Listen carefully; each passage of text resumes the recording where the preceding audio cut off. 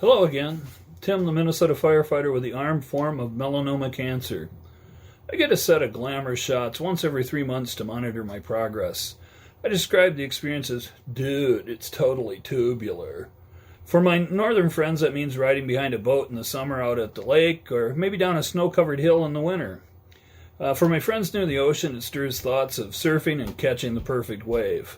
For me, it means keeping my arms and legs strapped in place while I ride the board back and forth through a scanning machine. Usually a PET CT, but sometimes a PET MRI.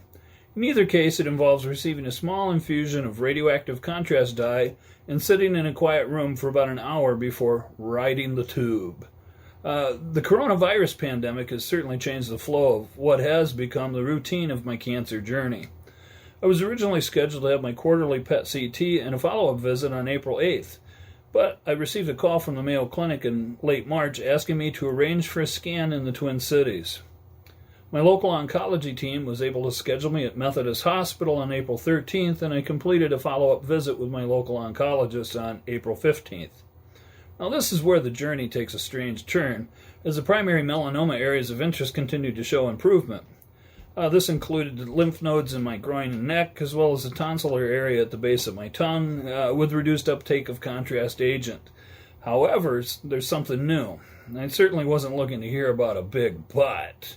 The latest PET CT showed that I have a lymph node in my chest that it's nearly 3 times larger than normal.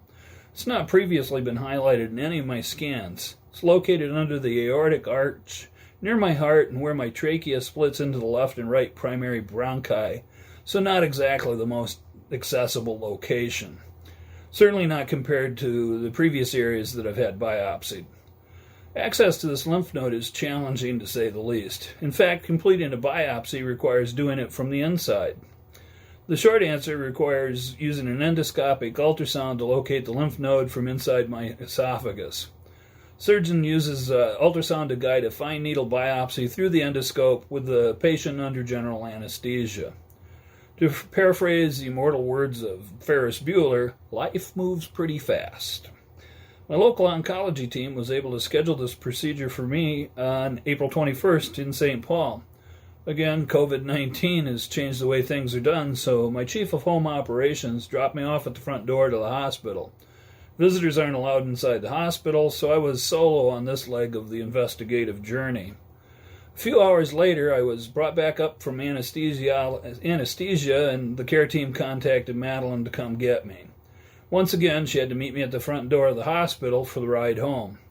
I'm happy to report that the surgeon obtained a good sample, and testing showed that I do not have a return of melanoma.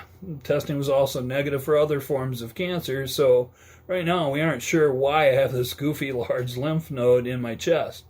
Don't get me wrong, I'm thrilled that it isn't a return of cancer.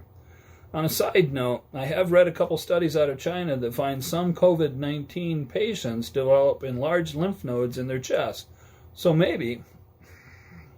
Anyway, that's the most recent update, and as always, we'll keep you in the loop on my journey. Thanks.